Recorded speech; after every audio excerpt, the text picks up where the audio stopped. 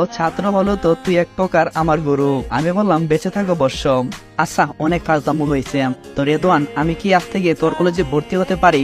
রেদওয়ান বলল এসব আবার বলতে। আমি বললাম তাও তোর থেকে তো পারমিশন নেওয়া লাগে।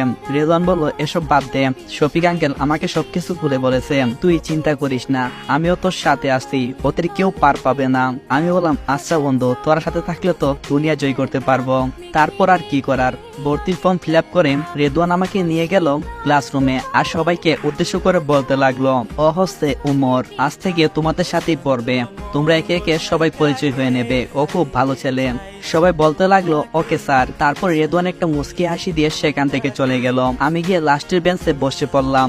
আমি পাশে তাকাতেই দেখতে পাই কাম সারছে ভাই, ওই যে ভিলেন মার্কার সেই মেয়েটা আমার সামনের বেঞ্চে বসে আছে। যদি আমাকে কিছু বলে তাহলে তো আমি শেষ। চুপচাপ ক্লাস করতে থাকি। একে একে সবার পরিচয় দেওয়া হলো। মেয়েটার নাম জানতে পারলাম, মেয়েটার নাম হচ্ছে ঈশা, আর আমার বর্তমান নাম তো আপনারা সবাই জানেন, উমর। ক্লাস শেষ করে ম্যাম বের হতেই ঈশা আমাকে বলতে লাগলো, কিরে হিরো তোর বাসা কোথায়? আমি বলতে লাগলাম এই তো সামনের গলিতে। ঈশা বলতে লাগলো তোকে মনে হয় এই এলাকায় নতুন দেখছি। আমি বললাম জি না, আমি এখানে অনেক বছর ধরে থাকি, ছোট থেকে এখানেই বড় হয়েছি। ঈশা বলতে লাগলো তুই আমার মুখে মুখে কথা বলিস, যা আমার একদম পছন্দ না।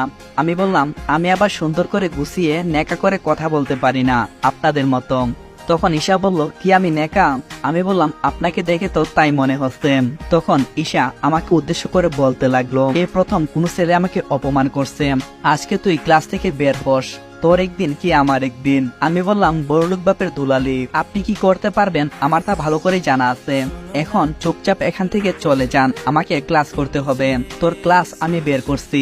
আমি ঈশার কথায় কোনো কান্না দিয়ে ক্লাস করতে শুরু করলাম। ক্লাস শেষ করে রুম থেকে বের হতেই দেখলাম